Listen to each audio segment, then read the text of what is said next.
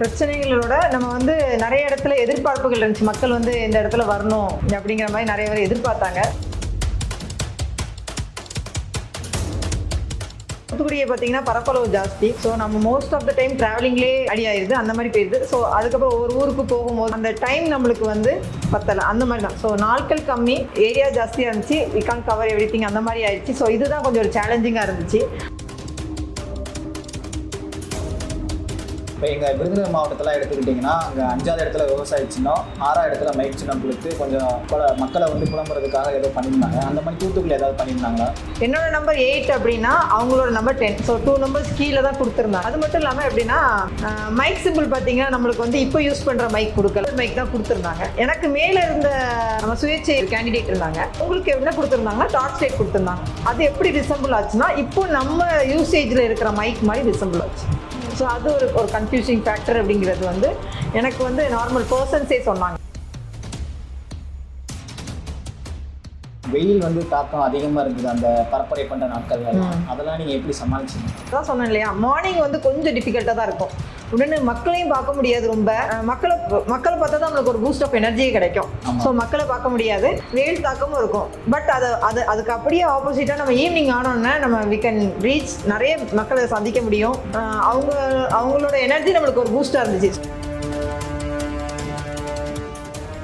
சீமான் அவர்கள் ஏதாவது பேசினாங்களா எலெக்ஷனுக்கு அப்புறம் கிட்ட ஏதாவது?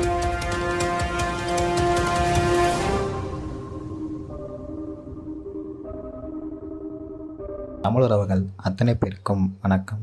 இன்று நம்மோடு நேர்காணலுக்கு இணைந்திருப்பது நாம் தமிழர் கட்சி சார்பாக தூத்துக்குடி நாடாளுமன்ற தொகுதியில் போட்டியிட்ட வேட்பாளர் மருத்துவர் அக்கா ரொவினா அவர்கள். அக்கா வணக்கம். வணக்கம். நல்லா இருக்கீங்களா? ஒரு வழியாக தேர்தல் பிரச்சாரம் எல்லாம் முடிஞ்சது. ஒரு 30 நாளுக்கு மேலே எப்படி நீங்கள் தேர்தல் பரப்புரை பண்ணியிருப்பீங்க? அந்த 30 நாள் நீங்கள் என்னென்ன பிரச்சனைகளை சந்திச்சிங்க, எதுவெல்லாம் உங்களுக்கு சவால்களாக இருந்தது? பிரச்சனைகளோட நம்ம வந்து நிறைய இடத்துல எதிர்பார்ப்புகள் இருந்துச்சு. மக்கள் வந்து இந்த இடத்துல வரணும் அப்படிங்கிற மாதிரி நிறைய பேர் எதிர்பார்த்தாங்க. ஸோ அந்த ஏரியாவுக்கு நம்மளால் போக முடியல. என்ன ரீசன் பார்த்தீங்கன்னா நம்மளுக்கு கொடுக்கப்பட்ட நாள் வந்து கம்மி, 17 டேஸ் தான். எனக்கு நீங்கள் 30 டேஸ் சொன்னீங்க, பட் ஆக்சுவலி பார்த்தீங்கன்னா 17 டேஸ் தான் சாலிடாக எனக்கு கிடச்சிது. ஸோ அந்த 17 டேஸில் தூத்துக்குடியை பார்த்தீங்கன்னா பரப்பளவு ஜாஸ்தி. ஸோ நம்ம மோஸ்ட் ஆஃப் த டைம் ட்ராவலிங்லேயே அடி ஆயிடுது, அந்த மாதிரி போயிடுது. ஸோ அதுக்கப்புறம் ஒவ்வொரு ஊருக்கு போகும்போது ஸோ அந்த டைம் நம்மளுக்கு வந்து பத்தலை, அந்த மாதிரி தான். ஸோ நாட்கள் கம்மி, ஏரியா ஜாஸ்தியாக இருந்துச்சு, we can cover everything, அந்த மாதிரி ஆயிடுச்சு. ஸோ இதுதான் கொஞ்சம் ஒரு சேலஞ்சிங்காக இருந்துச்சு. முடிஞ்ச அளவுக்கு வித் மார்னிங் டு நைட்டு வந்து எவ்வளோ நேரம் நம்மளுக்கு வந்து குறிப்பிட்ட டைம் கொடுத்துருக்காங்களோ ஸோ எல்லா நேரமும் ஃபுல்லாக நம்ம பரப்புரையில் இருந்தோம். ஃபுல்லாக கடைசி வரைக்கும் 17 டேஸும் நம்ம வந்து ஃபுல்லாக இருந்துமே கொஞ்சம் ஏரியா நம்ம போக முடியல. அதில் கொஞ்சம் நம்மளுக்கு ஒரு சேலஞ்சிங் இதாக இருந்துச்சு. மைக் சின்னம் புதுசாக கொடுத்துருந்தாங்க, அதை மக்கள்கிட்ட கொண்டு போய் சேர்க்கறதுக்கு எளிமையாக இருந்ததா, இல்லை அதில் எதுவும் பிரச்சனை இருந்ததா உங்களுக்கு? நம்மளோட மக்கள் கொஞ்சம் ஆர்வமாக இருந்தாங்க. அதை நம்ம ரீச் ஆகிறதுக்கு முன்னாடியே உங்களுக்கு என்ன சிம்பிள் அப்படிங்கிற மாதிரி ஒரு ஆர்வத்தில் மக்கள்கிட்ட ஏற்கனவே ரீச் ஆகி இருந்துச்சு. நம்ம கொண்டு போய் சேர்க்கும்போது நம்மளுக்கு ஒரு சுலபமாக தான் இருந்துச்சு. அதாவது ரொம்ப எப்படின்னா நம்மளுக்கு முன்னாடி மக்கள் தெரிஞ்சுக்கிட்டாங்க நம்ம சிம்பிள், அந்த மாதிரி ஒரு இதாக இருந்துச்சு. இப்போ எங்கள் விருதுநகர் மாவட்டத்தில் எடுத்துக்கிட்டிங்கன்னா அங்கே 5வது இடத்துல விவசாய சின்னம், 6வது இடத்துல மைக் சின்னம் கொடுத்து கொஞ்சம் மக்களை வந்து புலம்புறதுக்காக ஏதோ பண்ணியிருந்தாங்க. அந்த மாதிரி தூத்துக்குடியில் ஏதாவது பண்ணியிருந்தாங்களா? தூத்துக்குடியில் எப்படின்னா விவசாய சின்னம் கொடுத்துருந்தாங்க. அதுவும் ஒரு லேடி கேண்டிடேட் தான். லேடி கேண்டிடேட்ஸ்னு எடுத்துக்கிட்டோம்னா 3 பேர் தான். இன்னும் கனிமொழி நாம் தமிழர் கட்சியிலனா, இன்னொருத்தவங்க சுயேட்சையில் போட்டிடுறாங்க. என்னோட நம்பர் 8 அப்படின்னா அவங்களோட நம்பர் 10. ஸோ 2 நம்பர்ஸ் கீழே தான் கொடுத்துருந்தாங்க. அது மட்டும் இல்லாமல் எப்படின்னா மைக் சிம்பிள் பார்த்தீங்கன்னா நம்மளுக்கு வந்து இப்போ யூஸ் பண்ணுற மைக் கொடுக்கல, ஓல்டு மைக் தான் கொடுத்துருந்தாங்க. ஸோ ஆனால் வந்து எனக்கு மேலே இருந்த நம்ம சுயேட்சை கேண்டிடேட் இருந்தாங்க, உங்களுக்கு என்ன கொடுத்துருந்தாங்கன்னா டார்ச் லைட் கொடுத்துருந்தாங்க. அது எப்படி ரிசம்பிள் ஆச்சுன்னா இப்போ நம்ம யூசேஜில் இருக்கிற மைக் மாதிரி ரிசம்பிள் ஆச்சு. ஸோ அது ஒரு கன்ஃபியூசிங் ஃபேக்டர் அப்படிங்கிறது வந்து எனக்கு வந்து நார்மல் பர்சன்ஸே சொன்னாங்க. எனக்கு அந்த மாதிரி டேரெக்டாகவே சொன்னாங்க. கொஞ்சம் கன்ஃபியூஸாக இருந்துச்சு. உங்கள் நேமை பார்த்து ரீட் பண்ணிவிட்டு அதுக்கப்புறம் நாங்கள் இது பண்ணோம் அப்படிங்கிறதுல. இப்படி கன்ஃபியூஸ் ஆச்சுன்னு சொன்னாங்க. யாராவது மாற்றி ஓட்டு போட்டிருந்தாங்களா இந்த சிம்பிளுக்கு? என்னோட நாலேஜுக்கு எட்டின வரைக்கும் யாருமே அப்படி மாற்றி போடலை. மற்றபடி இன் பர்சனாக நம்ம எல்லாருமே அணுக முடியாது இல்லையா. ஸோ எனக்கு வந்த நாலேஜ் வரைக்கும் இது வரைக்கும் மைக் சிம்பிள் அப்படிங்கிறதுல மாற்றி போடலை. மோஸ்ட்லி வந்து எல்லாம் தெரிஞ்சு, ஏன்னா நம்மளோட மக்கள் ஆர்வமாக இருந்தாங்க அப்படிங்கிறது இந்த தேர்தலில் எனக்கு கொஞ்சம் தெரிஞ்சிச்சு. ஏன்னா போகிற இடத்துல வந்து வரவேற்புகள் ஜாஸ்தி இருந்துச்சு. ஸோ வரவேற்புகள் ஜாஸ்தி இருந்துச்சு. இன்னொன்று நிறைய இடத்துல எதிர்பார்த்தாங்க, நம்ம வரல அப்படிங்கிறதையும் எதிர்பார்த்தாங்க. நம்ம நேர குறைவு காரணமாக நம்ம போக முடியாமல் போச்சு. ஸோ அதனாலே கொஞ்சம் இதாக இருந்துச்சு. ஸோ அதனால மைக் சிம்பிள் கொஞ்சம் மாற்றி போடலை அப்படிங்கிறது என்னோட நாலேஜுக்கு இருக்குது. ஸோ மற்றபடி இன்டெப்த்தாக போகும்போது தான் நம்மளுக்கு தெரியும். ஸோ நான் இது வரைக்கும் எடுத்த வேட்பாளர்கள் சொன்னது என்ன சொன்னாங்கன்னா, நிதி வந்து கொஞ்சம் பற்றாக்குறையாக இருந்துச்சு, இன்னும் கொஞ்சம் நிதி இருந்தால் நிறையா துண்டறிக்கை கொடுத்துருக்கலாம், பரப்பு நல்லா பண்ணிக்கலாம் அப்படின்னு சொன்னாங்க. இங்கே ஏதாவது நிதி பிரச்சனை இருந்ததா இந்த மாவட்டத்தில்? நிதி பிரச்சனை to my knowledge I didn't get anything. என்னென்னா எல்லாமே நம்ம எங்களுக்கு ஹெட் அவர் ராஜசேகர் அவங்க அந்த அண்ணன் பார்த்துக்கிட்டாங்க. நம்மளுக்கு என்னைய பொறுத்த வரைக்கும் எப்படின்னா டேஸ் ஒர்க் கொஞ்சம் கம்மியாக இருந்த மாதிரி ஒரு ஃபீல் பண்ணேன். ப்ளஸ் வந்து இன்னொன்று என்ன ஃபீல் பண்ணோம் அப்படின்னா இந்த மார்னிங் டைம் பிரச்சாரம் போனப்போ வந்து நிறைய பேரை சந்திக்க முடியல, அந்த மாதிரி ஒரு இது ஃபீல் பண்ணோம். ஸோ அந்த இதுதான் கொஞ்சம் ரொம்ப நான் ஃபீல் பண்ணேன். ஏன்னா என்னோட நாலேஜுக்கு ஐ டென்ட் கெட் தட் அப்படிங்கிற மாதிரி தான். சரிங்களா? ஸோ ஏன்னா மெயின்டைன் பண்ணது அவங்க தான் மெயின்டைன் பண்ணாங்க. ஓகே. இப்போ உங்களை எதிர்த்து போட்டிட்டது வந்து கனிமொழி, அவங்க திமுகவில் வந்து அவங்க வந்து ஆல்ரெடி இங்கே எம்பியாக இருக்காங்க. அவங்களை எப்படி நீங்கள் எதிர்கொண்டீங்க? என்னென்ன மாதிரியான கேள்விகள்லாம் முன் வச்சிங்க பரப்புரையப்ப?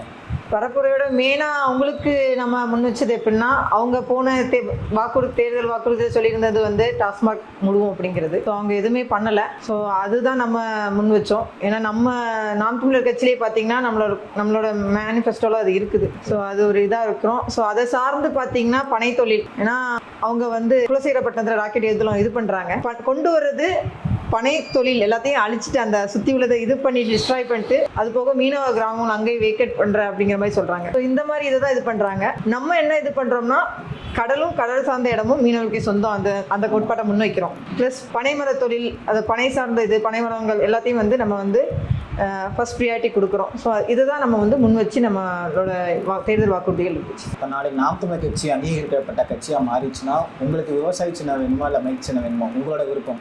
என்னோட விருப்பம் வந்து நம்ம வந்து சின்னத்தை நம்ம நம்பி நிற்கலை. நம்மளோட கொள்கையை வந்து கரெக்டாக இருந்துட்டாலே போதும், மக்கள் அதை இது பண்ணி வந்துடுவாங்க. ஸோ சின்னம் முக்கியம் இல்லைன்னு தான் நான் நினைக்கிறேன்.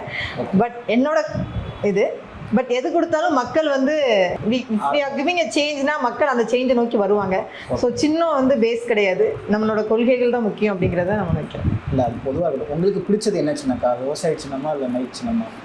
விவசாயங்கிறது நம்மளோட அடிப்படை, நம்மளோட பேக் போன் அதுதான். ஸோ அது இருந்தால் ஓகே.